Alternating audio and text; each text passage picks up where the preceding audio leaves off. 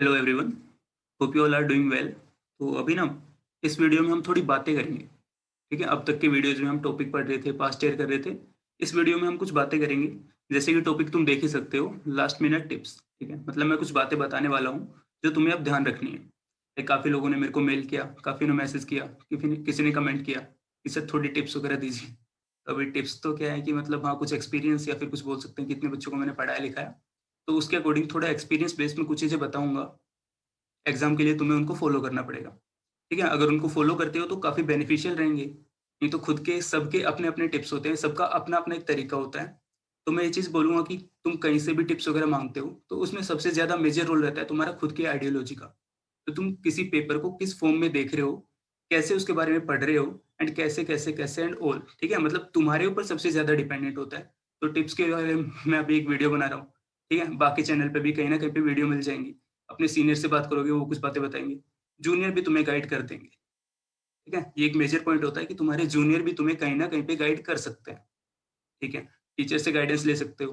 तो अभी जैसे कुछ लोग मेरे चैनल को फ़ॉलो कर रहे होंगे, तो उनके लिए या फिर जनरली कोई भी जो फ़ॉलो नहीं भी कर रहा, उसके लिए भी मैं कुछ टिप्स देने वाला हूँ अभी यहाँ पे। तो इस वीडियो को लास्ट तक देखेंगे। आई थिंक ये हेल्पफुल रहने वाली है। ओके, तो स्टार्ट करते हैं हम इस प्रेज़ेंटेशन से। ठीक है? तो यहाँ पे सबसे पहले टॉपिक है मेरे पास कि हमें अभी क्या करना चाहिए। ठीक है? जैसे कि अभी देख पा रहे होंगे आज कितनी डेट हुई? 10, 14 को हमारा एग्ज़ाम है। तो देखा जाए तो रफ़ली हमारे पास 3 दिन है। ठीक है? अगर हम 3 दिन को यूटिलाइज़ करना चाह रहे हैं, फाइनल टाइम आ गया, तो अभी हम क्या कर सकते हैं, क्या नहीं कर सकते, इसके ऊपर बात करते हैं। तो अभी 3 दिन में हम क्या कर सकते हैं, ठीक है? उसके ऊपर बात करते हैं। तो यहाँ मैंने सबसे पहले ऊपर चीज़ लिखी है कि न्यू टॉपिक। ठीक है? अब कुछ बच्चे होंगे जिसने पूरा टॉपिक कवर कर लिए होंगे, पूरा सिलेबस कवर कर लिया, पास्ट ईयर कर लिए, हर चीज़ कर ली। कुछ ऐसे भी बच्चे होंगे जिन्होंने सारे टॉपिक कवर नहीं किए, कुछ टॉपिक रह गए, लाइक किसी का इन्फ्लुएंस रह गया, ठीक है? किसी का कैलकुलस रह गया, किसी ने सैंपलिंग डिस्ट्रीब्यूशन नहीं पढ़ा। जनरली किसी न किसी के कोई ना कोई टॉपिक रह गए होंगे। ठीक है? तो अब यहाँ पे बात होती है कि अगर हम इन 3 दिन में किसी न्यू टॉपिक को देखें या ना देखें, ठीक है? तो अब इसके बारे में हर बंदे का एक अलग कॉन्सेप्ट होता है कि हाँ, देखने चाहिए। देखोगे क्या पता 3 दिन में याद रह जाए। लेकिन मैं यहाँ पे बोलूँगा कि तुम देखोगे तुम्हें याद भी रह जाएगा। बट थिंग इज़ तुम एक नई चीज़ पढ़ने वाले हो अगर 3 दिन में, तो इतनी बेनिफिशियल नहीं रहेगी। उसके पीछे का कारण ये हो गया कि हमने ये चीज़ पढ़ी ही नहीं, तो हम अब एक तो स्ट्रेस लेके पढ़ेंगे कि 3 दिन बाद एग्ज़ाम है, टॉपिक रह गया, तो हम उसको पढ़ते हैं तो थोड़ा स्ट्रेस होगा कि हाँ यार, ये टॉपिक रह गया, इसको कवर करते हैं। तो अगर तुम जल्दी-जल्दी इस टॉपिक को कवर करोगे, तो तुम उसको ठीक से नहीं पढ़ रहे होंगे। ठीक है? सबसे पहला पॉइंट, तुम एक टॉपिक को जल्दी-जल्दी कवर कर रहे हो, तो उसको बहुत ठीक से नहीं पढ़ रहे। ठीक है? अब अगर तुम एक टॉपिक है जो एकदम नया है, उसको पढ़ने में लग गए, तो 3 दिन तुम उसमें निकाल दोगे और जो तुमने अच्छे से पढ़ रखा था, तुम उसको रिवाइज़ नहीं करोगे। मतलब कुछ कर भी लेंगे, कुछ नहीं भी करेंगे। अब थिंक जो नया टॉपिक है, अगर तुम उसको नहीं छेड़ते हो, नहीं पढ़ते हो, तो जितना तुमने पढ़ रखा है, उसको दोबारा से पढ़ते हो, तो वो रीज़न काफ़ी अच्छा हो जाएगा।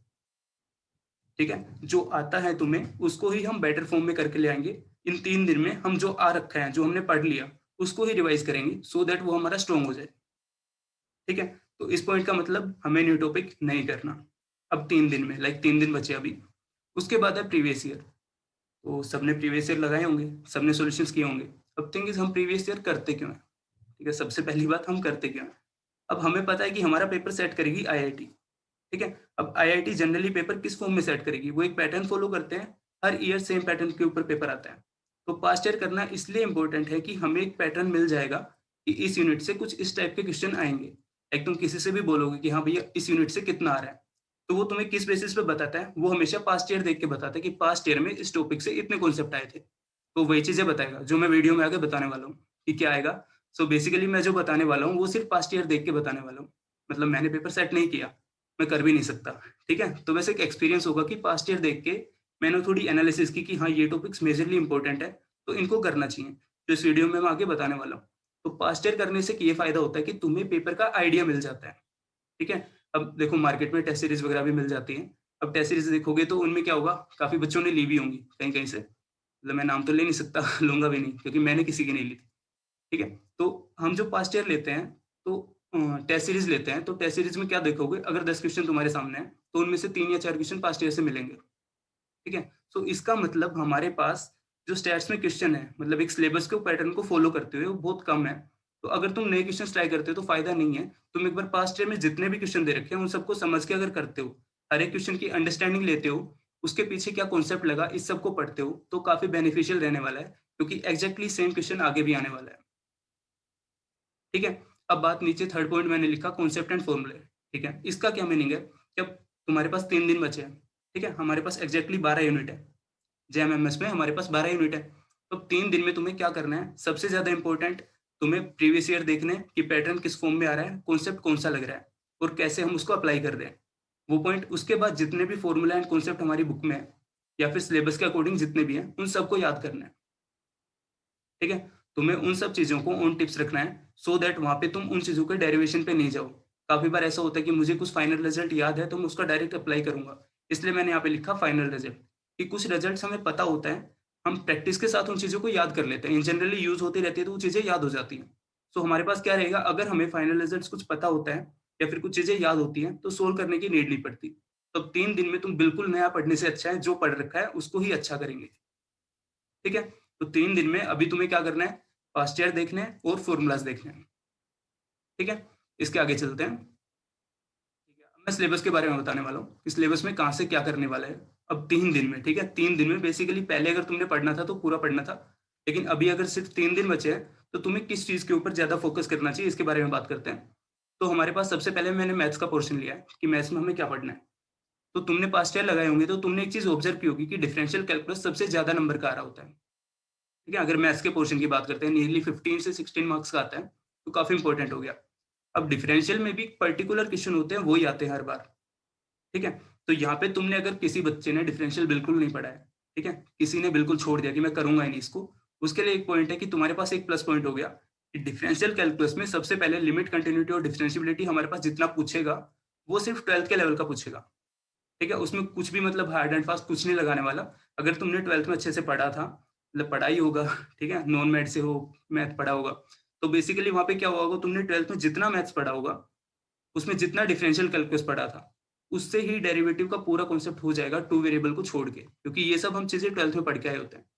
तो थिंग इज, अगर तुम्हें 12th वाला याद है और बिल्कुल अगर ये टॉपिक नहीं छेड़ा है तो मैं सजेस्ट करूंगा एक बार डिफरेंशियल कैलकुलस को ध्यान से पढ़ लेना चाहिए, क्योंकि यहाँ से इजी क्वेश्चन आएगा और फिक्स आएगा जो हम पहले पढ़ चुके।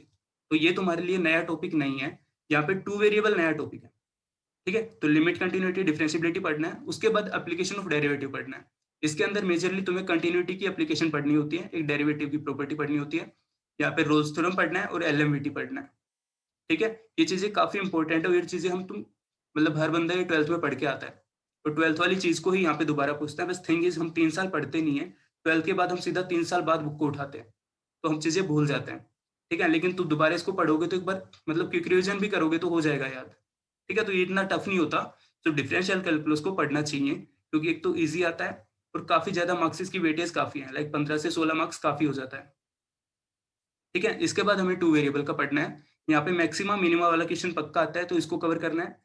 लिमिट एंड डिफरेंशियबिलिटी का भी आता है, कंटिन्यूटी का भी, यहाँ पे मैंने कंटिन्यूटी मेंशन नहीं किया, कंटिन्यूटी का भी आएगा।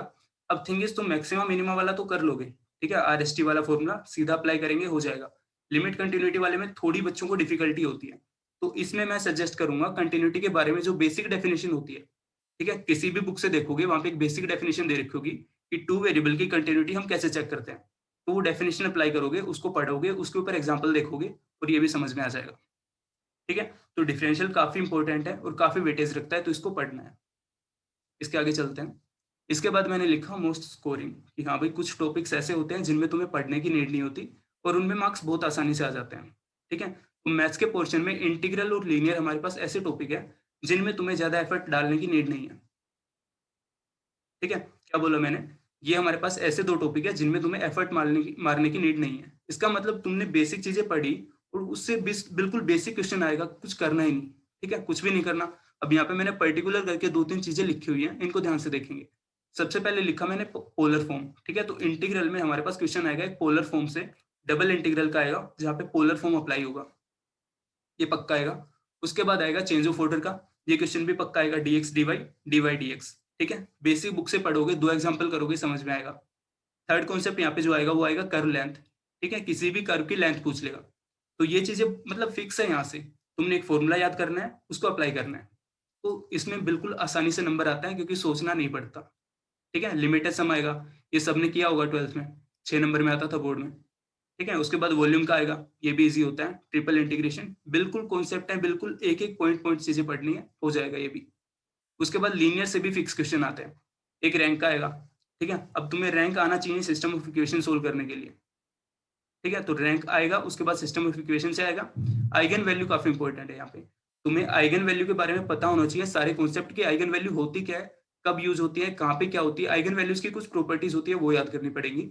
इसके बाद तुमने 2-3 मैट्रिक्स के बारे में पढ़ना होता है, एक सिमेट्रिक, स्क्यू सिमेट्रिक, ऑर्थोगोनल। ये 3 मैट्रिक्स बहुत इंपॉर्टेंट है, इनकी जितनी भी प्रॉपर्टी है सब याद कर लो। ठीक है, और आइगन वैल्यू की जितनी भी प्रॉपर्टी थी वो सब भी याद कर लो। क्योंकि यहाँ से देखो, मैंने बोला मोस्ट स्कोरिंग, इसका मतलब हमें यहाँ पे कुछ करना नहीं है, सोचना नहीं है, बस चीजें याद होंगी, उनको अप्लाई करना है और कुछ नहीं करना। ठीक है, सबसे इजी पार्ट आएगा जो बहुत जल्दी सोल्व हो जाएगा। मोस्ट स्कोरिंग का मतलब यहाँ पे गलती होने के चांस नहीं है, अगर तुम्हें कॉन्सेप्ट पता है तो। ठीक है, और यहाँ पे मैंने कॉन्सेप्ट बोले कि ये सारे पढ़ने हैं, तो इसका मतलब ये पढ़ने हैं, ये एग्जाम में आएंगे। ठीक है, उसके बाद मैथ्स में हमारे पास सबसे ज्यादा, मतलब हर बंदा, मतलब जिससे भी बात होती है, वो हर एक ही चीज बोलता है कि रियल नहीं होता, रियल नहीं होता, रियल नहीं होता। तो मान लेते हैं कि रियल नहीं होता। ठीक है, तो अगर तुमने रियल छोड़ भी रखा है तो इसके बारे में मैं बोलूंगा कि इसको बिल्कुल छोड़ के मत जाओ। ठीक है, बट आई एम सेइंग कि अगर तुमने कुछ नहीं पढ़ा है रियल से, तो भी मतलब ऐसे मत रखो कि यार रियल में कर ही नहीं सकता। नहीं, ये मानना ही नहीं है कि मेरे से नहीं होगा, ये मान के चलो कि हाँ कर दूंगा। क्या कर दूंगा? अब उसमें देखो, रियल में 2 चीजें थी, सीक्वेंस एंड सीरीज। तो सीक्वेंस के बारे में तुम्हें कुछ नहीं पढ़ना, सीक्वेंस का मीनिंग पता होना चाहिए कि सीक्वेंस, कौन सी सीक्वेंस क्या होती है, बाउंडेड क्या होती है, अनबाउंडेड क्या होती है, डिक्रीजिंग क्या होती है, इंक्रीजिंग क्या होती है, और limit and tending to infinity पे अगर वो फाइनाइट आ गई तो कन्वर्ज होती है। तो बस ये 3-4 चीजें पता होनी चाहिए कि इनका मीनिंग क्या होता है। ठीक है, यहाँ पे मैंने बोला अंडरस्टैंडिंग, क्योंकि रियल मतलब ऐसा है कि तुम्हें सोल्व करने की नीड नहीं पड़ेगी आधी बार, अगर तुम्हें बेसिक अंडरस्टैंडिंग पता होती है तो। ठीक है, उसके बाद उसमें सीरीज में पढ़ना होगा comparison rule, ratio and root, इनके एप्लीकेशन कि इनसे मीनिंग क्या होता है। लाइक काफी तुमने फाइनल रिजल्ट पढ़े होंगे, ये डिक्रीजिंग और ये मतलब बहुत कुछ रिजल्ट्स होते हैं। तो तुम अगर सारी चीजें याद है भी नहीं, अगर तुमने कुछ नहीं किया और तुम्हारे पास एग्जाम में टाइम बच गया कि हाँ रियल छोड़ रखा है, मेरा रियल सोल्व भी नहीं हुआ, तो लेट्स इसके ऊपर थोड़ा टाइम देते हैं। तो उसका मतलब तुम्हें बेसिक अंडरस्टैंडिंग होनी चाहिए सीक्वेंस के बारे में और ये 3 रूल के बारे में, कंपैरिजन, रेशियो, रूट। अगर ये तीनों टेस्ट हमें पता है, जिनका मतलब रफली इन सब का मीनिंग सेम होता है। ठीक है, अगर तुमने बुक से पढ़ा हुआ है या फिर किसी ने नहीं भी पढ़ा तो एक बार बुक उठाओगे तो सब में नियरली सेम चीज क्या रखी है। ठीक है, मतलब थोड़ा अलग है लेकिन उनका मीनिंग नियरली सेम आ रहा होगा। तो उनको थोड़ा एक दूसरे इंटरलिंक करने का मतलब ट्राई किया करो, सारी चीजें याद नहीं रहती है, तो इंटरलिंक किया करो कि इस चीज को इससे कैसे इंटरलिंक कर सकता हूँ। मतलब 2 चीजें याद करने से अच्छा है एक चीज को याद करो, उसको जनरल फॉर्म में लिख लो। ठीक है, तो रियल में तुम्हें यही करना है कि बेसिक अंडरस्टैंडिंग लेनी है, उसको जाके चुपचाप आराम से अप्लाई करना है। कुछ हड़बड़ाहट में नहीं कि हाँ ये याद नहीं आ रहा, ये याद नहीं आ रहा, नहीं। बेसिक अंडरस्टैंडिंग लेके आओ, सीक्वेंस क्या होती थी, सीक्वेंस का क्वेश्चन है, पता होना चाहिए सीक्वेंस क्या होती थी, सोल्व हो जाएगा। ठीक है, तो ये था हमारे पास सीक्वेंस सीरीज के बारे में। तो मैथ्स के बारे में मैंने कुछ चीजें बताई, यहाँ पे डिफरेंशियल के बारे में बताया, और यहाँ पे लीनियर, इंटीग्रल और रियल के बारे में बताया। ठीक है, तो तुम्हें अभी 2 या 3 दिन में ये सारी चीजें रिवाइज करनी है। तो इनमें हार्ड एंड फास्ट बहुत कुछ नहीं पढ़ना कि मेरे को वो बुक कर लूंगा, मैं वो बुक कर लूंगा। कुछ बच्चे ऐसे भी होते हैं, लाइक अभी एग्जाम है 2-3 दिन बाद, तो अभी वो कोई एक नई बुक उठाएगा कि मैं इस बुक से पढ़ लेता हूँ, मैंने इससे नहीं पढ़ा, क्योंकि एक और बंदे ने मेरे को ये बुक सजेस्ट की थी। भाई की थी तो बहुत पहले की होगी ना, 2 दिन पहले तो नहीं की होगी। अगर तुमसे 1 महीने पहले किसी ने बोला कि ये बुक, एक पर्टिकुलर बुक बोला एक्स, इस बुक से पढ़ो, तो तुमने उस टाइम पे स्टार्ट करनी चाहिए थी, अब नहीं। ठीक है, तो नई चीजें कुछ नहीं पढ़ना, पुराने क्वेश्चन जो तुम कर चुके वही पढ़ना है, और ये टॉपिक्स कवर करने हैं, इनसे पक्का क्वेश्चन आने वाला है। ठीक है, इसके बाद चलते हैं हम स्टैट्स के पोर्शन पे। तो अब स्टैट्स के बारे में देखो, मतलब काफी लोग समझाएंगे कि यार यहाँ पे ये टॉपिक इंपॉर्टेंट है, ये इंपॉर्टेंट है, लेकिन स्टैट्स के बारे में मेरी ऑब्जर्वेशन थोड़ी अलग है। मेरी ऑब्जर्वेशन ये बोलती है कि स्टैट्स मतलब बेसिकली पूरा स्टैट्स इंटरलिंक्ड है। ठीक है, इसके कहने का मतलब क्या हो गया कि तुम्हें कोई भी कॉन्सेप्ट कहीं पे भी लगा के पूछ सकता है। मतलब मैं क्वेश्चन को पर्टिकुलर नहीं बोल पाऊंगा कि रियल उसका है, डिफरेंशियल, क्या बोलना चाह रहा हूँ, डिस्ट्रीब्यूशन का है, वीक लाफ लार्ज नंबर, मतलब सब कुछ मिक्सअप देगा, तुम्हें सारी चीजें एक दूसरे से इंटरलिंक करनी आनी चाहिए। ठीक है, तो यहाँ पे मैंने लिखा सबसे इंपॉर्टेंट चीजें हैं standard distribution and sampling distribution, कि जितने भी हमारे पास स्टैंडर्ड डिस्ट्रीब्यूशन थे और सैम्पलिंग डिस्ट्रीब्यूशन थे वो काफी इंपॉर्टेंट है। अब उसमें तुम्हें क्या क्या चीजें याद रखनी है उसके बारे में मैंने लिखा, उनका मीन, वेरिएंस, पीडीएफ या फिर पीएमएफ और एमजीएफ, ये 3-4 चीजें पक्का याद होनी चाहिए जितने भी डिस्ट्रीब्यूशन है उनके बारे में। ठीक है, उसके बाद मैंने नीचे लिखा इंटर रिलेशन। अब इसका क्या मीनिंग होता है? इसका मीनिंग ये होता है कि हाँ भाई एक दूसरे डिस्ट्रीब्यूशन से कैसे इंटरलिंक्ड होते हैं। लाइक हमें पता है एक्सपोनेंशियल गामा को फॉलो करता है, गामा काई को फॉलो करता है, एंड सो ऑन। जितने भी इंटर रिलेशन है वो सब हमें याद करने पड़ेंगे, अगर वो तुम्हें याद है तो काफी क्वेश्चन बहुत जल्दी सोल्व हो जाएंगे, अगर नहीं है तो फिर से डेरिवेशन के ऊपर आओगे, इसको डेराइव करते हैं, क्या इसको फॉलो कर रहे हैं, नहीं कर रहा, अगले पे करते हैं। तो अगर तुम्हें चीजें याद है तो डायरेक्ट कर पाओगे। ठीक है, इसके बाद हमारे पास लिखा मैंने प्रोबेबिलिटी एंड एक्सपेक्टेशन। तो प्रोबेबिलिटी में तुम्हारे पास फिक्स क्वेश्चन आएगा, एक आएगा बुल्स इनइक्वालिटी से, एक बेसिक प्रोबेबिलिटी से, और एक आएगा कंडीशनल प्रोबेबिलिटी से। ठीक है, तो इन टॉपिक को याद रखना पड़ेगा। एक्सपेक्टेशन के बारे में तुम्हें बेसिक एक्सपेक्टेशन की डेफिनेशन पता होना चाहिए कि वो कहना क्या चाह रही होती है और उसका मीनिंग क्या होता है। मतलब एक्सपेक्टेशन एक समझने का टॉपिक है। ठीक है, उसके बाद मैंने लिखा सीडीएफ एंड पीडीएफ। तो इसका क्या मीनिंग है? ठीक है, हर ईयर सीडीएफ वाला क्वेश्चन एक पक्का आता है कि हमें एक सीडीएफ दे रखा होता है, उसके बाद किसी मतलब रैंडम वेरिएबल की प्रोबेबिलिटी पूछता है किसी पॉइंट ए से लेके बी के बीच में। देखा होगा अगर तुमने पास्ट ईयर किए होंगे, तो पर्टिकुलर क्वेश्चन है जो हर बार आ रहा होता है। अब यहाँ पे गलती क्या होती है, हम क्या करते हैं, बेसिक अंडरस्टैंडिंग ले रखी कि जो सीडीएफ होगा उसका डिफरेंशिएट करेंगे तो पीडीएफ मिलेगा। लेकिन ऐसा कुछ नहीं होता है, हो सकता है वो रैंडम वेरिएबल कहीं ना कहीं पे डिस्क्रीट वैल्यू ले रहा होगा। तो उस केस में हम डिस्क्रीट पॉइंट को देखना पड़ेगा कहाँ पे होगा, जो प्रैक्टिस से आता है। तो अगर तुमने पहले पढ़ा होगा या पास्ट ईयर किए होंगे तो समझ में आ रहा होगा। बाकी मैंने जो प्रीवियस ईयर में करवा रखे हैं उसमें भी शायद एक या दो क्वेश्चन थे ऐसे जहाँ पे सीडीएफ से पीडीएफ निकालना था। तो वहां से देख सकते हो कि इनकी अंडरस्टैंडिंग होती क्या है। पॉइंट प्रोबेबिलिटी का रोल आएगा। पॉइंट प्रोबेबिलिटी हम लगाते हैं जहाँ पे ब्रेकिंग पॉइंट होता है। ठीक है, तो सीडीएफ और पीडीएफ वाला कॉन्सेप्ट एक बार सभी बुक से देख लेंगे क्योंकि इससे पक्का क्वेश्चन आता है और बहुत ईजी होता है। ठीक है, उसके बाद अगला टॉपिक मैंने लिखा जॉइंट डिस्ट्रीब्यूशन। अब जॉइंट डिस्ट्रीब्यूशन में सबसे ज्यादा इंपॉर्टेंट चीज होती है कंडीशनल वाला पार्ट। ठीक है, जॉइंट डिस्ट्रीब्यूशन में जहां पे भी conditional probability, conditional expectation, conditional वाला जहां पे भी रोल हो रहा होगा वो पक्का क्वेश्चन पूछेगा आईआईटी में। तो इस टॉपिक को एक बार पढ़ लेना है। ठीक है, मतलब मैं मेजरली मतलब सिलेबस को ऊपर ऊपर से दिखा रहा हूँ कि ये टॉपिक तो पक्का आने चाहिए। ठीक है, मतलब मैं ये नहीं कह रहा कि इनमें से ही क्वेश्चन आएगा, यही आएगा।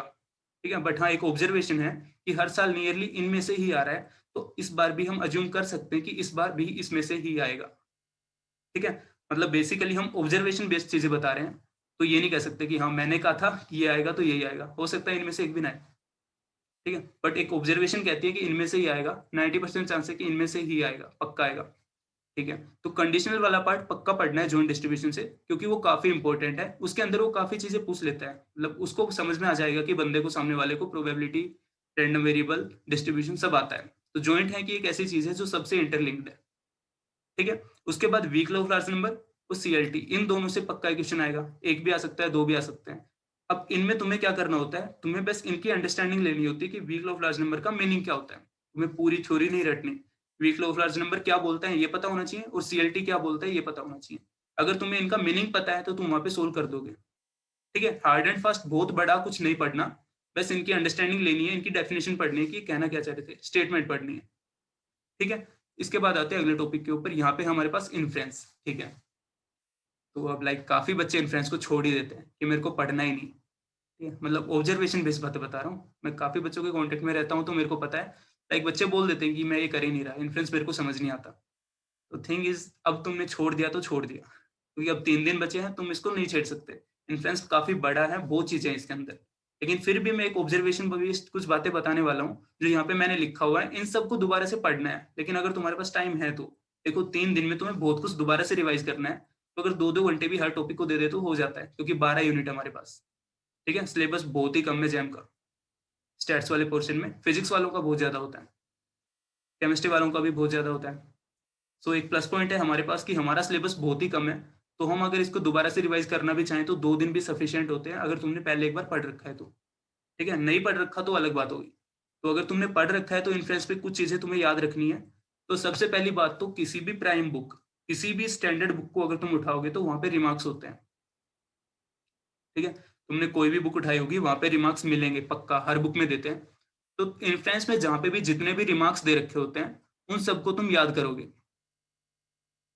ठीक है, हर बुक में, मतलब किसी भी एक बुक में, हर बुक कहने का मतलब हर बंदा अलग अलग बुक फॉलो कर रहा होगा। तो तुमने जो भी बुक फॉलो की है उसमें जितने भी रिमार्क्स दे रखे हैं उन सबको याद कर लो। अब इसका इसका फायदा क्या होगा कि मैंने रिमार्क्स नीचे कंक्लूजन में लिखा है कि दोनों चीजें अगर मैं याद कर लूंगा तो फायदा क्या होगा। इसका फायदा एक होगा कि तुम्हें आधे क्वेश्चन सोल्व करने की नीड नहीं पड़ेगी। ठीक है, क्या कहना चाह रहा हूँ कि एक प्रॉपर सॉल्यूशन था बहुत बड़ा। ठीक है, सपोज एक क्वेश्चन था जिसमें 10 लाइन भर रही थी, अगर मैं उसको प्रॉपरली सोल्व करता हूँ तो, और अगर मेरे को रिमार्क और कंक्लूजन पता है तो क्या करूंगा, मैं 5 लाइन स्किप कर दूंगा, 5वीं लाइन के ऊपर आके सोल्व करना स्टार्ट करूंगा। ठीक है, इसलिए रिमार्क्स काफी इंपॉर्टेंट है इन्फ्रेंस पॉइंट ऑफ व्यू से, इन्फ्रेंस के लिए बहुत इंपॉर्टेंट है। उसके बाद तुम्हें राव ब्लैकवालाइजेशन पढ़ना है कि उसका यूज क्या होता है, उससे यूएमवी कैसे निकालते हैं। ठीक है, फैक्टराइजेशन थ्योरम पढ़ना है, एमएलई और एमओएम पढ़ना है। यहाँ से बहुत सिंपल क्वेश्चन आएगा, एमएलई वाला भी बहुत सिंपल होगा और एमओएम वाला भी बहुत सिंपल होगा, तो इसमें कुछ नहीं करना। फैक्टराइजेशन थ्योरम भी बहुत सिंपल होती है, अगर तुम इसकी स्टेटमेंट देखोगे तो सफिशिएंट स्टैटिस्टिक निकालते हैं हम यहाँ से। ठीक है, तो ये चीजें हमें याद करनी है या फिर दोबारा से रिवाइज करना है। उसके बाद आता है कॉन्फिडेंस इंटरवल। अब कॉन्फिडेंस इंटरवल भी काफी बच्चे जिसने इन्फ्लुएंस भी पढ़ा होगा वो छोड़ देते हैं, तो कॉन्फिडेंस इंटरवल भी छोड़ो मत। इसके बारे में बेसिक आइडिया लो कि कॉन्फिडेंस इंटरवल कहने का मतलब क्या होता है। सबसे पहले मतलब समझना होता है। हम इन्फ्लुएंस की बात कर रहे होते हैं एस्टिमेशन थ्योरी की। तो एस्टिमेशन थ्योरी में हमारे पास दो पार्ट होते हैं, पॉइंट एस्टिमेशन, एक इंटरवल एस्टिमेशन। ठीक है, सिलेबस के बारे में थोड़ा सा बता रहा हूँ यहाँ पे, पॉइंट एस्टिमेशन और इंटरवल एस्टिमेशन। तो पॉइंट एस्टिमेशन में क्या होगा, हमारे पास कोई पॉइंट मिलेगा जो पैरामीटर को एस्टिमेट करेगा। कॉन्फिडेंस इंटरवल में क्या मिलेगा, दो पैरामीटर मिल दो वो क्या कह रहा हूँ, दो एस्टिमेटर मिलेंगे से T1 और T2, और वो बोलेगा कि यहाँ पे कहीं पे इन दोनों के बीच में हमारे पास वो थीटा लाई करेगा और इसकी प्रोबेबिलिटी दे देगा, लाइक 95%, 0.5 समथिंग कुछ भी प्रोबेबिलिटी दे देगा। तो हमें क्या करना होता है, प्रोबेबिलिटी का यूज करते हुए एस्टिमेटर जो है यहाँ पे इनके बारे में बताना होता है। तो बहुत सिंपल सी चीज है जिसके लिए तुम्हें किसी भी एक बुक से इसका बेसिक आइडिया लेना है, मतलब प्रॉपरली पूरा नहीं पढ़ना, पूरी थ्योरी नहीं पढ़नी, क्योंकि टाइम भी नहीं है। टाइम बाउंड देखते हुए हम ये चीजें बोल रहे हैं कि हमें बेसिक आइडिया लेना है कि दो एस्टिमेटर हैं, एक दो क्वेश्चन देख लो इसके ऊपर, पास्ट ईयर से देख लो, समझ में आ जाएगा। ठीक है, ये हो गया influence part 1, that is estimation theory. उसके बाद हमारे पास था टेस्टिंग वाला पार्ट। अब टेस्टिंग वाले से भी बहुत सिंपल क्वेश्चन आता है, फिक्स क्वेश्चन आता है। ठीक है, सबसे पहले आएगा टाइप 1 और टाइप 2 एरर का पक्का क्वेश्चन आएगा। अब टाइप 2 एरर नहीं भी पूछ रहा होगा तो पूछ लेगा पावर, तो हमें पता होना चाहिए कि पावर क्या होता है। अब टाइप 1 और टाइप 2 एरर में टाइप 1 काफी इंपॉर्टेंट है, तो टाइप 1 एरर के बारे में तुम जहां से भी जो कुछ भी पढ़ सकते हो वो पढ़ लो, मतलब बहुत कुछ पढ़ना ही नहीं है। जितने भी क्वेश्चन देखोगे उनमें एक ही बात यूज होगी, टाइप 1 क्या, टाइप 1 एरर होता क्या है, तुमने पढ़ा होगा। टाइप 1 एरर होता है probability of rejection of H note under H note, कि एच नोट सही था फिर भी एच नोट रिजेक्ट हो गया। बस इस चीज का बहुत यूज होगा। This is known as level of significance, that is alpha, तो उसका हम यूज करेंगे। तो टाइप 1 एरर, टाइप 2 एरर काफी इंपॉर्टेंट है, तो इसको पढ़ना है। उसके बाद हमें एनपी लेमा पता होना चाहिए, एनपी लेमा कब यूज होगा, कैसे यूज होगा। उसके बाद एलआरटी मैंने यहाँ पे मेंशन नहीं किया, एलआरटी पता होना चाहिए, हर बार क्वेश्चन नहीं पूछता लेकिन पूछ लेता है। और पिछली वीडियो में तुमने देखा होगा जो मैंने अभी लेटेस्ट वीडियो डाली थी, उसमें मैंने दो क्वेश्चन करवाए थे जहाँ पे एलआरटी यूज करना था और मैंने वहाँ पे एलआरटी यूज किया भी नहीं, उसके बिना सॉल्यूशन आ गया। तो थिंग इज एलआरटी काफी बड़ा कॉन्सेप्ट है, वो एक थ्योरेटिकल कॉन्सेप्ट है बहुत ही बड़ा, तो अगर तुम उसको प्रॉपरली सोल्व करोगे तो तुम्हारा टाइम भी जाएगा। तो थिंग इज उसको अगर छोड़ के तुम लार्ज सैंपल थ्योरी की बेसिक आइडिया ले लेते हो टेस्टिंग वाला, तो उससे भी काम चल जाएगा। ठीक है, वन टेल्ड और टू टेल्ड टेस्ट के बारे में थोड़ा आइडिया होना चाहिए। उसका अगर हमें आइडिया है तो हम क्वेश्चन सोल्व कर देंगे, क्योंकि हमारे लेवल पे वो बहुत बड़ा क्वेश्चन नहीं पूछने वाले। ठीक है, क्योंकि उनको पता है हम बच्चे हैं, हमने बहुत अच्छे से नहीं पढ़ा। ठीक है, क्योंकि वो टीचर लोग हैं उनको पता है। तो ये था इन्फ्लुएंस के बारे में। ठीक है, तो स्टैट्स में तुम्हें कुछ ये सब चीजें अभी रिवाइज करनी है 2 दिन में, 2 या 3 दिन में, उसके बाद एग्जाम देना है। तो इन चीजों पे पक्का से ध्यान से पढ़ लेना, क्योंकि इनसे पक्का क्वेश्चन आने वाला है। इसके बाद मैंने लिखा प्लस पॉइंट। ठीक है, अब कुछ बच्चे होते हैं कि हाँ, कुछ बच्चे मतलब दो बंदे हैं सेम क्वेश्चन को कर रहे हैं, अब मैं हूँ, एक मेरे साथ में मेरा फ्रेंड बैठा है, हम दोनों एक क्वेश्चन लिया, हम उसको सोल्व करना स्टार्ट कर रहे हैं। अब मेरे को पता है कि कैसे सोल्व होगा, उसको भी पता है कैसे सोल्व होगा। तो मैंने स्टैंडर्ड फॉर्म जो हमारे पास होती है कि हाँ भाई ये पैटर्न होता है क्वेश्चन को सोल्व करने का, पहले स्टेप 1 करेंगे, 2 करेंगे, 3 करेंगे, 4 करेंगे। तो मैंने उस क्वेश्चन को सोल्व किया इतने पेज में, और वी कैन से पूरे पेज के अंदर, और मैंने टाइम ले लिया 3 मिनट। अब मेरे साइड वाला बंदा था, उसको पता था कि हाँ भाई ये क्वेश्चन कुछ इस फॉर्म में सोल्व होगा जैसे राहुल ने किया। ठीक है, माय नेम इज राहुल, तो उसको पता होगा कि राहुल ने कैसे सोल्व किया, उसको भी आता था आइडिया, लेकिन उसको मेरे से ज्यादा 2-3 चीजें आती थी। उसको पता था कि अगर मैं स्टैंडर्ड रिजल्ट्स यूज करता हूँ, रिमार्क्स जो मैंने बुक में पढ़े थे या फिर जो एक्सपेंशंस मैंने पढ़ रखी थी, अगर मैं उनका यूज करता हूँ, तो मैं राहुल ने जो इतने पेज में सोल्यूशन किया, ठीक है, मतलब इतने पूरे पेज में, उसको मैं बीच में से काट सकता हूँ। मतलब कहने का मतलब वो फर्स्ट से लेके मेरे वाली फोर्थ स्टेप के ऊपर सीधा आ जाएगा। तो इसलिए एक प्लस पॉइंट होता है कि तुम्हें स्टैंडर्ड एक्सपेंशंस पता होने चाहिए, स्टैंडर्ड रिमार्क पता होना चाहिए, और इंटीग्रल के बेसिक फॉर्मूलाज या फिर थ्योरम की -a to a क्या इंटीग्रल होगा, वो चीजें ओड इवन वाली चीजें वो सब पता होनी चाहिए। रियल एनालिसिस में कुछ ऐसी चीजें होती है कि जो तुम्हें याद होनी चाहिए। ये मैट्रिक्स अगर कुछ, सॉरी, ये सीक्वेंस कुछ इसको फॉलो कर रही थी, बाउंडेड अनबाउंडेड, इंक्रीजिंग डिक्रीजिंग, तो एक दूसरे के साथ कुछ लिंक होता है उनका। तो फाइनल रिजल्ट्स बुक के रिमार्क में मिलेंगे, उनको भी एक बार याद कर लेना चाहिए, क्योंकि अगर वो याद है तो क्वेश्चन सोल्व करने की काफी बार नीड नहीं पड़ेगी, क्वेश्चन के बारे में सोचना भी नहीं पड़ेगा अगर रिमार्क याद है तो। ठीक है। तो एक प्लस पॉइंट है, अगर तुम्हें ये चीजें याद है जो अभी मैंने स्क्रीन पे आ रही होंगी तुम्हारे पे, standard expansion, standard remark, integral वाले फॉर्मूलाज और रियल के कंक्लूजन। ठीक है, अब आते हैं आगे। ठीक है, ये तो हो गया कि तुम्हें अगले 3 दिन में क्या करना है। अब बात करते हैं 14 तारीख की, एग्जाम है तुम्हारा। ठीक है, तो 14 तारीख को क्या होगा। अब थिंग इज, एग्जाम से पहले दिन मतलब 13 को रात को पक्का से सोना है। मतलब काफी बच्चे होते हैं सो नहीं पा रहे। ठीक है, मतलब होता है, जनरली होता है, काफी बच्चे सो नहीं पाते कि सर अगले दिन एग्जाम है, स्ट्रेस हो रहा है, मेरे को नींद नहीं आ रही, मेरे को नींद नहीं आ रही, मैं नहीं सो रहा, सो नहीं पा रहा, मम्मी मैं सो नहीं पा रहा। ठीक है, तो वो चीज़ नहीं होनी चाहिए, स्ट्रेस लेना ही नहीं।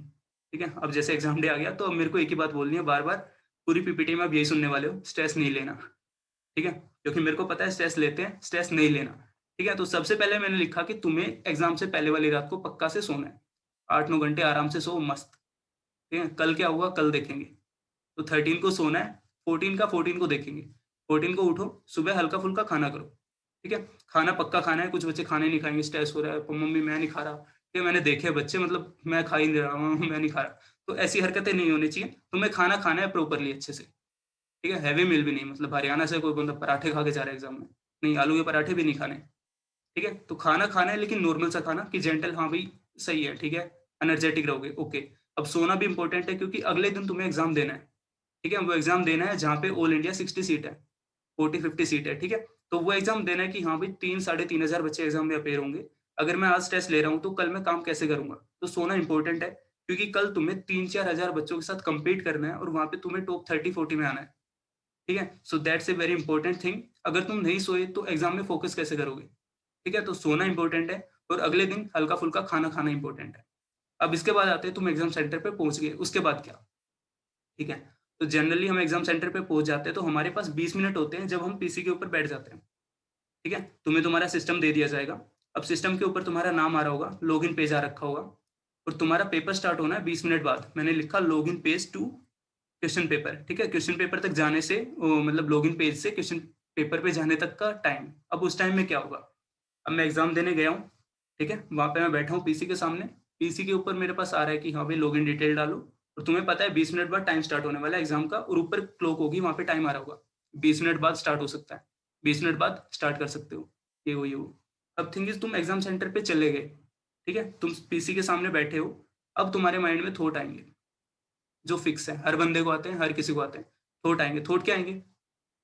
नहीं हुआ तो, पेपर हार्ड आ गया तो, मैंने इन्फ्लुएंस नहीं पढ़ा था, अगर इन्फ्लुएंस से ज़्यादा पूछ लिया तो।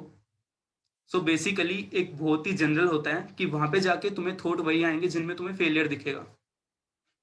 ठीक है, एक ऑब्जर्वेशन है कि एग्जाम देते टाइम बंदे के पास जो 20 मिनट होंगे, उसमें वो स्ट्रेस ले लेगा, वो बहुत कुछ सोचेगा कि हाँ यार नहीं हुआ तो, हो गया तो। अब देखो यहाँ पे दो बच्चे होते हैं, एक बंदा होएगा वो सोच रहा होगा सही है, 20 मिनट बाद पेपर स्टार्ट होगा, मैं अच्छे से करूंगा, मेरा हो गया तो मैं आईटी बॉम्बे जाऊंगा, बॉम्बे जाके चिल करूंगा।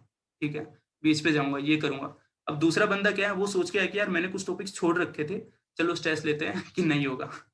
ठीक है, वो जाते ही सोच लेगा कि हाँ यार मैंने रियल तो कभी नहीं पढ़ा, रियल तो नहीं होगा, फर्स्ट ईयर का भी नहीं हुआ था। सो थिंग इज, वहां पे जाके तुम्हें इन चीजों को छोड़ देना है, जो नहीं हुआ वो नहीं हुआ। ठीक है, लाइक तुम अब वहां पे पीसी के सामने बैठे हो, अब तुम वहां पे सोचोगे कि यार ये नहीं हुआ तो मैं इसको कैसे करूँ, तो नहीं हो सकता ना, वहां पे तुम्हारे पास बुक नहीं है, कुछ मतलब रिसोर्स नहीं है कि तुम पढ़ पाओ। ठीक है, तुम्हारे पास पीसी है, तुम चुपचाप बैठे हो, साइड वाले बंदे को तुम नहीं जानते, बात करोगे तो वो बोलेगा, जो वहां पे ड्यूटी पे होगा वो बोलेगा कि बात मत करो। तो थिंग इज, तुम्हें वहां पे 20 मिनट खुद से खुद को समझाना होता है, सामने वाले को नहीं, क्या नहीं पढ़ के आए, ये सब कुछ नहीं, कुछ नहीं, बस तुम्हें खुद को समझाना है कि ओके 20 मिनट बाद एग्जाम स्टार्ट होगा, stay calm, will do good. ठीक है, मतलब अच्छा करना है, ये नहीं सोचना कि बुरा होगा। ठीक है, क्योंकि बुरा तो कभी भी हो जाता है। ठीक है, तो बुरा होने के बारे में सोचना ही नहीं। ठीक है, फेलियर हो जाना वेरी मतलब कॉमन है। ठीक है, लाइक 3,500 बच्चे पेपर देंगे और सीट मिलेगी सिर्फ 60 बच्चों को। ठीक है, सारी कैटेगरी सब मिला के 60-70 बच्चे होंगे मैक्सिमम जिनको सीट मिलेगी। तो थिंग इज, बहुत बच्चे फेल होने वाले हैं, ये फिक्स होता है। अब थिंग इज, तुम्हें ये नहीं काउंट करना कि यार मैं फेल होने वाला हूँ, तुम्हें ये काउंट करना है कि मैंने जो कर रखा है मैं उसको बहुत अच्छे से करने वाला हूँ। ठीक है, तो उस 20 मिनट में खुद के स्ट्रेस लेवल को कम रखना है, इसके लिए ब्रीद इन आउट। ठीक है, ये सबसे बेस्ट है। तो इसके बारे में नहीं सोचना, ये 20 मिनट तुम्हें खुद से लड़ना होगा कि मेरे को डिप्रेस नहीं होना, नहीं होना। पता चले एग्जाम स्टार्ट होने से पहले तुम ऐसे बैठो यार नहीं हो रहा मेरा। ठीक है, तो ये अच्छा नहीं है, तुम्हें स्ट्रेस नहीं लेना है। ठीक है, इसके बाद आगे चलते हैं। बात करते हैं कि कुछ बच्चों ने बोला कि सर पेपर को अटेम्प्ट कैसे करें, ठीक है? तो इसके बारे में स्क्रीन पे मैंने कुछ लिख रखा है, इसको पढ़ेंगे। Do you seriously need it's answer? ऊपर क्वेश्चन लिखा हाउ टू अटेम्प्ट पेपर। तो मैंने लिखा क्या तुम सीरियसली इसका आंसर जानना चाहते हो? मतलब खुद से पूछो कि पेपर कैसे अटेम्प्ट करना चाहिए, क्या तुम ये सीरियसली जानना चाहते हो? अब थिंग इज़ मैं कौन हूँ, तुम कौन हो? I don't know you don't know me, ठीक है? तो थिंग इज़ अगर तू सामने वाला बंदा मेरे को बोल रहा है कि मेरे को इसका आंसर नहीं चाहिए, तो मैं उसको बोलूँगा best, you are the best person, ठीक है? मतलब तुम्हें मैं नहीं बताने वाला कि तुम्हें पेपर कैसे अटेम्प्ट करना है। मैं एक रफ आइडिया दूँगा लेकिन वहाँ पे जाके तुम्हें खुद से अपीयर करना है। हो सकता है तुमने सबसे पहला क्वेश्चन ट्राई किया, वो तुमसे नहीं हुआ। मैंने बोला था कि ए सेक्शन से स्टार्ट करना है और हो सकता है तुमसे पहला क्वेश्चन नहीं हुआ। तुमने दूसरा स्टार्ट किया, वो भी नहीं हुआ। तुमने तीसरा किया, वो भी नहीं हुआ। ठीक है? अब थिंग इज़ मैंने एक प्रोसेस बताई थी कि फर्स्ट सेक्शन को सबसे पहले करना है, एमसीक्यू वाले को सबसे पहले करना है। अब तुम देख रहे हो कि मैंने एक अप्रोच बताई कि यहाँ से स्टार्ट करना है और तुम्हारे वहाँ से होने ही स्टार्ट नहीं हुए। तुम्हारे सारे गलत हो रहे थे, तो तुम डिप्रेशन में आ गए। ठीक है? तुम्हें किसी भी अटेम्प्ट के लिए मतलब मैं बता रहा हूँ, तुम्हारा टीचर बोलेगा, तुम्हारा कोई फ्रेंड बोलेगा कि ऐसे करना चाहिए, कोई सीनियर बताएगा कुछ ऐसे करना चाहिए। तो थिंग इज़ उसकी बात को सुनो, लेकिन उसके ऊपर टिके मत रहो। इसलिए मैंने सबसे ऊपर लिखा कि अगर तुम्हें इसका आंसर नहीं चाहिए, तो वो सबसे अच्छी चीज़ है। ठीक है? लाइक मैंने बोल दिया कि सेक्शन 1 काफ़ी ईज़ी आता है, उसको ट्राई करो। अब थिंग इज़ तुमने किया, नहीं हुआ तुमसे, तो तुम डिप्रेशन में आ जाओगे। थिंग इज़ तुम खुद में फ्री होने चाहिए उस टाइम में। वो 3 घंटे तुम्हारे हैं, ठीक है? वहाँ पे मैं नहीं हूँ और कोई भी नहीं है। वो सिर्फ़ तुम्हारे हैं, तो वहाँ पे क्या होना चाहिए, मैंने बोला कि सेक्शन 1 करना चाहिए, तो तुम्हें मेरी बात पे रुके नहीं रहना चाहिए। अगर तुम्हारे 3 क्वेश्चन नहीं हुए, तो तुम्हें फ्लिप करना चाहिए कि हाँ, ये छोड़ देता हूँ, पहले एनईटी देखता हूँ। ठीक है? इसलिए कोई मेरे से पूछता है कि कैसे अटेम्प्ट करना चाहिए, तो इसका आंसर मेरे पास ही नहीं होता, लेकिन फिर भी मैंने कुछ लिखा। अगर तुमने लिखा नो, तो उसका मतलब okay done, I like you, ठीक है? लेकिन अगर तुमने बोला येस, तो इसका मतलब भी ये नहीं है कि आई हेट यू, ठीक है? उसके बारे में कुछ बताता हूँ। तो सबसे पहला पॉइंट मैंने यहाँ पे लिखा फर्स्ट पॉइंट करके कि पेपर इज़ एक्ज़ैक्टली सेम। ध्यान से देखेंगे, paper is exactly same and different at the same time for every other individual. 2 बंदे बैठे हैं, उसके लिए पेपर सेम है, वो डिफरेंट भी है एक ही टाइम पे। अब इसके कहने का मतलब क्या हो गया? इसके कहने का मतलब ये हो गया कि मैंने रियल एनालिसिस पढ़ा था, मेरे साइड वाले ने नहीं पढ़ा। तो पेपर सेम था, मेरे को रियल आता है, मेरे वाला रियल सोल्व हो गया, उसका नहीं हुआ। उसके लिए पेपर टफ हो गया, मेरे लिए ईज़ी हो गया, ठीक है? तो किसी ने ये भी पूछा था कि सर इस बार पेपर टफ आएगा या ईज़ी आएगा? तो उसका यही आंसर है कि पेपर ईज़ी टफ वो डिसाइड नहीं करते, अपीयरिंग स्टूडेंट्स डिफाइन करते हैं, ठीक है? लाइक हर बच्चे को ये कॉन्सेप्ट नहीं आया तो इसका मतलब टफ था। लेकिन अगर सिर्फ तुम्हें नहीं आया, साइड वाले को आया तो इसका मतलब टफ नहीं था, वो एवरेज पेपर था। और जनरली एवरेज पेपर ही आता है, ठीक है? तो सबसे पहली बात तो यही थी कि पेपर हर बंदे के लिए अलग है और सेम है एक ही टाइम पे। ठीक है? उसके बाद मैंने यहाँ पे बोला कि एमसीक्यू, उसके बाद मैंने लिखा कि ये सबसे अच्छा सेक्शन है कॉन्फिडेंस बिल्ड करने के लिए। अब इसका कारण क्या होता है, हमारे पास 3 सेक्शन है, एमसीक्यू, एमएसक्यू और एनएटी। अगर तुम एनएटी के ऊपर जाते हो तो वो सबसे ईज़ी पार्ट होता है, लेकिन वहाँ पे क्या है, मैं इन तीनों को कंबाइन करके बोलता हूँ। एनएटी अगर मेरे पास है वो सबसे ईज़ी होता है, ठीक है? बहुत आसानी से सोल्व हो जाता है, बट वहाँ पे एक कारण क्या होता है, वहाँ पे तुम्हें आंसर पता नहीं होता और वी कैन से वहाँ पे ऑप्शन नहीं है, तो तुम्हारा जो आया तुम उसको टिक करोगे या फिर लिख दोगे वहाँ पे, फिल कर दिया, यू आर कॉन्फिडेंट कि हाँ, मेरा सही है। हो सकता है तुम्हारा गलत हो। ठीक है? अब एमसीक्यू में क्या होगा, तुम्हारे पास 4 ऑप्शन दे रखे हैं, उनमें से तुमने सोल्व किया, तुम्हारा मैच कर गया ऑप्शन नंबर सी। अगले में किया ऑप्शन नंबर बी, अगले में किया दोबारा सी, बी, कुछ मतलब तुम्हारे ऑप्शन मैच हो रहे हैं। तो तुमने सोल्व किया, वो सामने दिख रहा है सॉल्यूशन, तो इसलिए मैं इसको बोलता हूँ, इससे कॉन्फिडेंस बिल्ड होगा कि तुम्हारे स्टार्टिंग क्वेश्चन सोल्व हुए, तो तुम्हें ऑप्शन भी दिखा, तो तुम्हें अच्छा लगेगा कि हाँ, मेरे सोल्व हो रहे हैं। ठीक है? एनईटी में क्या होगा, वो ईज़ी पार्ट होता है, तुम सोल्व कर दोगे, लेकिन वहाँ पे गलती हो सकती है। तो हो सकता है तुमने गलती की, तुम्हारा आंसर आया, तुमने फिल कर दिया और वो गलत था। तुम कॉन्फिडेंट होके तो आ तो गए, लेकिन वहाँ पे तो गलत हो गए। ठीक है? सो बेसिकली हम क्रॉस चेक नहीं कर पा रहे हैं एनईटी में, लेकिन एमसीक्यू में कर पा रहे हैं। तो एमसीक्यू में कॉन्फिडेंस बिल्ड करने का काफ़ी अच्छा फैक्टर होता है, अगर उनको सोल्व करते हैं तो। उसके बाद मैंने लिखा एमएसक्यू के बारे में कि मोस्ट स्कोरिंग प्लस प्लस, इसका मतलब यहाँ पे प्लस प्लस का भी मतलब कुछ होना चाहिए, तो उसको भी मैं बताता हूँ। इसमें मैंने बोला कि मोस्ट स्कोरिंग, तो पिछले 2-3 वीडियो तुमने देखे होंगे पास्ट ईयर के, तो उनमें मैं क्वेश्चन में हर एक चीज़ में एक ही बात बोल रहा था कि अगर तुम इसको सोल्व नहीं भी करना चाहते हो, तो भी ये सोल्व हो जाएगा। ठीक है? अब वो कब सोल्व होगा, अगर तुम्हें रिमार्क्स याद है, फाइनल रिजल्ट्स याद है और कंक्लूजन वगैरह पता है। काफ़ी क्वेश्चन ऐसे आते हैं यहाँ पे जो मेमोरी बेस होते हैं, कि अगर चीज़ें याद हैं तो हो जाएगा सोल्व, नहीं तो नहीं होगा। ठीक है? तो एमएसक्यू के बारे में यही था कि यहाँ पे स्कोर करना काफ़ी ईज़ी है, सबसे ज़्यादा मार्क्स आ सकते हैं अगर तुम्हें चीज़ें याद हैं तो। प्लस प्लस कहने का मतलब वहाँ पे ये हो गया कि 4 ऑप्शंस तुम एक साथ चेक कर रहे हो, तो कॉन्सेप्ट पूरा सिलेबस एक साथ से रिवाइज़ हो रहा होगा। ठीक है? अगर यहाँ पे तुमने सही से दिमाग लगाया, टाइम वेस्ट ना करते हुए, तो अगले क्वेश्चंस में तुम्हें दिमाग लगाने की नीड नहीं पड़ेगी। ठीक है, तो यहाँ पे प्लस प्लस का मीनिंग ये था। ठीक है, उसके बाद मैंने एक इंपॉर्टेंट बात लिखी है नीचे। ठीक है, अब नीचे क्या इंपॉर्टेंट बात लिखी है इसको देखते हैं। मैंने लिखा never fight with any question. ठीक है, अब इस लाइन का मीनिंग क्या है? इस लाइन का अगर हम हिंदी में मीनिंग निकालते हैं तो किसी भी क्वेश्चन के साथ लड़ाई नहीं करनी। अब इस चीज का मीनिंग क्या निकल रहा है कि सामने तुम्हारे पास स्क्रीन पे क्वेश्चन आ रखा होगा, तुम उस क्वेश्चन को अटेम्प्ट करोगे। ठीक है, हो सकता है मेरे पास क्वेश्चन आया रियल एनालिसिस का, और मैं मान लेता हूँ कि रियल मेरे को बहुत अच्छा आता है। ठीक है, मैं फुल्ली कॉन्फिडेंट था, मैंने क्वेश्चन सोल्व किया, मेरा नहीं हुआ। ठीक है, मैंने दोबारा अटेम्प्ट किया, नहीं हुआ। तो जैसे ही 2 बार मेरे से नहीं हुआ तो मेरे को उस क्वेश्चन को छोड़ देना चाहिए। ठीक है, ये एक चीज होती है कि तुम्हें छोड़ देना चाहिए। लेकिन मैं क्या कर रहा हूँ वहां पे जाके, ये कॉन्सेप्ट तो मेरे को आता था, रियल मेरा फेवरेट सब्जेक्ट था, रियल मेरे को आता है, तो चलो ये क्वेश्चन कैसे नहीं हुआ, मतलब बेसिकली मैं ईगो के ऊपर ले लूंगा, ये क्वेश्चन तो होना ही चाहिए, तो मैं इस क्वेश्चन के साथ फाइट करूंगा। मैं दो दो बार अटेम्प्ट करके नहीं हुआ, उसके बाद मैं फिर से उसको कर रहा हूँ। तो ये नहीं करना है। अगर 2 बार में क्वेश्चन नहीं हो रहा तो छोड़ दो, बाद में देखना, रिव्यू में डालना, लेकिन उस टाइम पे उसके साथ दोबारा से लड़ाई नहीं करना। ठीक है, तो ये यहाँ पे ये मीनिंग है कि कभी भी किसी भी क्वेश्चन को ईगो के ऊपर नहीं लेना।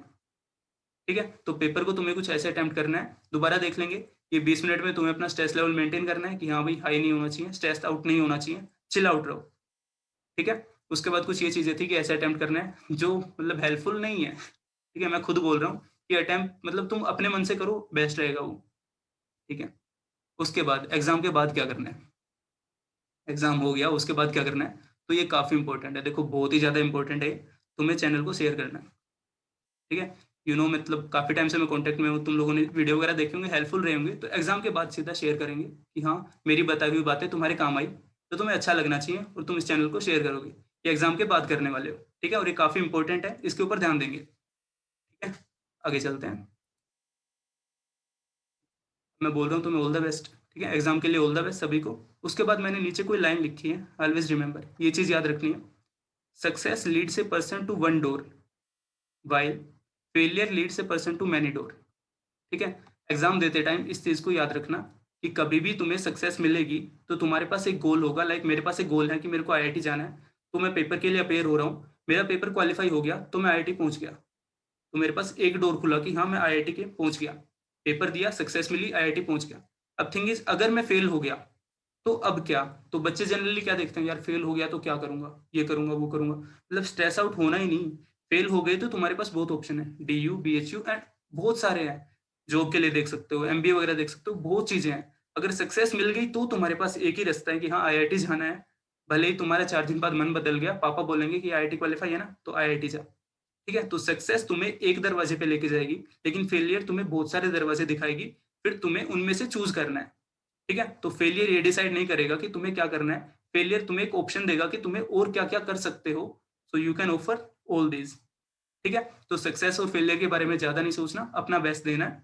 उसके बाद से नो टू स्ट्रेस। ठीक है, वो 20 मिनट स्ट्रेस नहीं लेना, एक दिन पहले स्ट्रेस नहीं लेना, एग्जाम टाइम में स्ट्रेस नहीं लेना। वो 3 घंटे तुम्हारे हैं, सिर्फ तुम्हारे। ठीक है, ओके, तो ये सब था कि मेरा एक बेसिक इंट्रो या फिर बेसिक कह सकते हैं guidance type tips. I hope तुम्हारे लिए हेल्पफुल रहने वाला है ये। And all the best for the exam and thank you all.